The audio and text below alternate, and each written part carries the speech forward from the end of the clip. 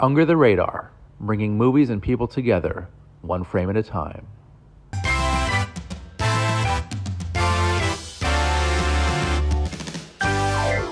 Hey guys, I'm Randy Unger, and it's a special edition of Under the Radar, bringing movies and people together, one frame at a time. And I have a very special collection of talent right now. We have the filmmakers and one of the stars of the new supernatural thriller, The Beast Within. We have Alex Farrell, who is the director and co-writer.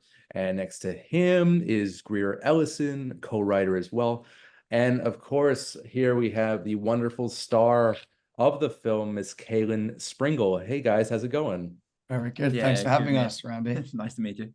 Of course, of course. So the film is very different. It's very dark. It's very well made. I just want to start off with Alex and Greer. How did the project originally come about? Well, it was about 3.5 years ago now, wasn't it? Yeah. We are huge fans of the monster space and horror especially, and we wanted to make a horror film. We wanted to make a monster film, but we didn't want to make a monster film like you'd seen before. We wanted to bring something true to the story, right? And being a documentarian for the majority of my film career, we wanted to touch upon subjects which were, I guess. Yeah, we wanted the film to be very grounded in reality, but also have this kind of fairy tale quality to it, and to be a serious monster movie, not kind of your slapstick dog soldiers, which we love, by the way, but we wanted to try and do something a little bit different within the genre.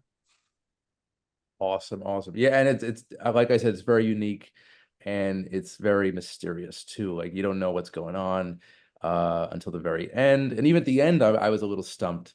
But yeah, it was very cool. Caoilinn, I know you're obviously a very young actress. What was it like working on this film? Was it overwhelming? Did you have a good time?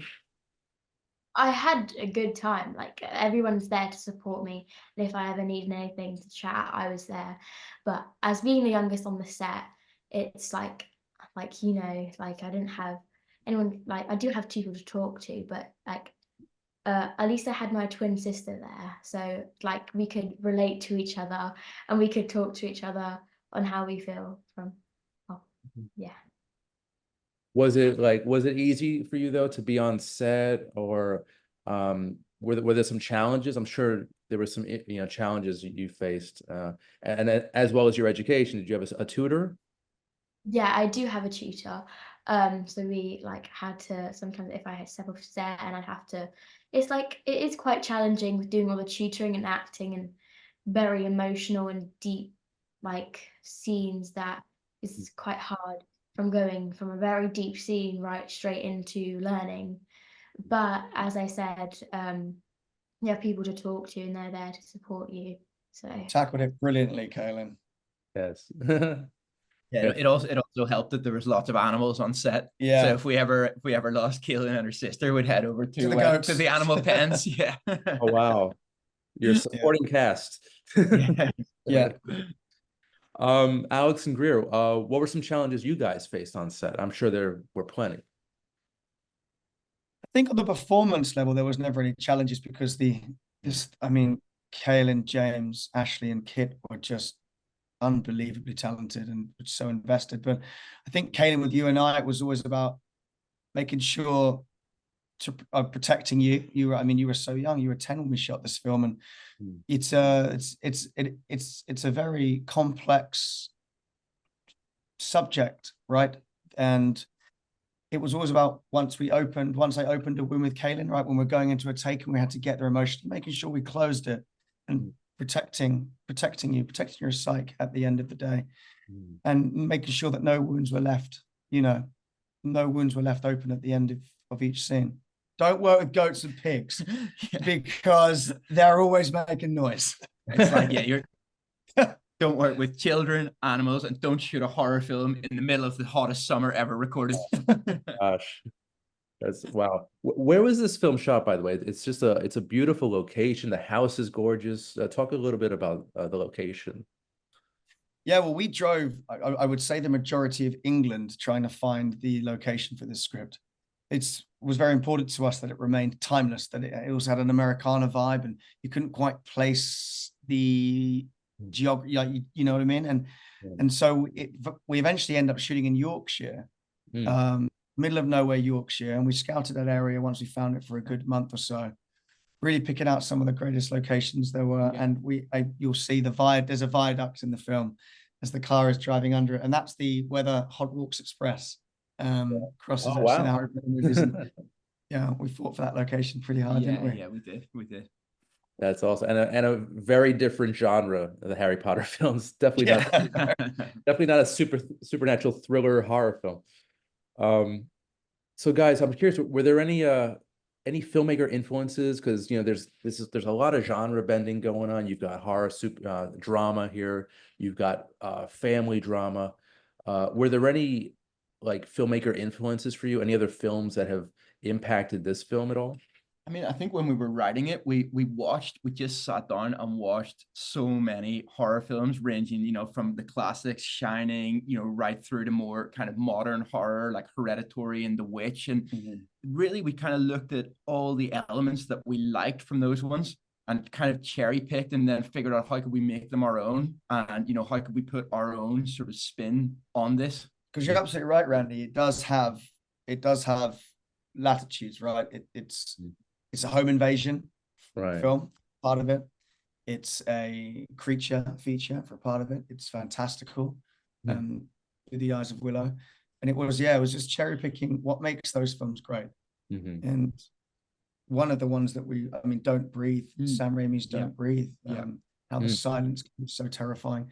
Yeah, we cherry picked for some of our favorite films and sort of. Yeah, and I think it was like when we were writing it, it was like, how much of this can we do off screen? We hold back with the reveal of Kit for quite a while, and how much can be whispers behind closed doors. How can we do this with little dialogue, just with the imagery? How can we tell the story in the most kind of claustrophobic and in the shadows, if you know what I mean? Yeah, the whole film, I mean, the dialogue is very minimal. There's a lot of visuals that are kind of informing the story, which is nice. I really appreciate that. It's a film that is firmly grounded in atmosphere, right? So yeah, you guys achieved a really good, a great tone with this film. Thank you so much. Yeah, of course. Caoilinn, any favorite memories from the shoot? Anything that stands out for you? I have a lot of memories from this shoot. One of my favorite ones was, well, of course, the animals. Like there was a horse there, and I used to like play with the horse, and there was the puppy too. Oh, Yeah. One of my other favorite was lunchtime, because we used to play football at lunchtime, and I remember this one bounce. Well, I don't know if you were allowed one bounce.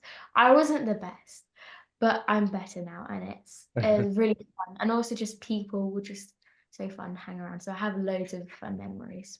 Are your friends jealous of you being in a big budget movie like this? I don't think they're jealous of me at all. I think they support me more. Like, if I had like a tough day filming, I'd go, oh, I had a tough day, and they would support me. So I don't think they're jealous at all. I think they really support me through what I do. And yeah. I'm happy to hear that. That's very supportive friends you've got there. What do you hope audiences take away from the film, ultimately? A conversation. I hope that it opens up a window for conversations. And I think everyone will experience this film differently. We saw it last night at the premiere. And I hope it's a vehicle for a conversation. I hope it's done. Yeah.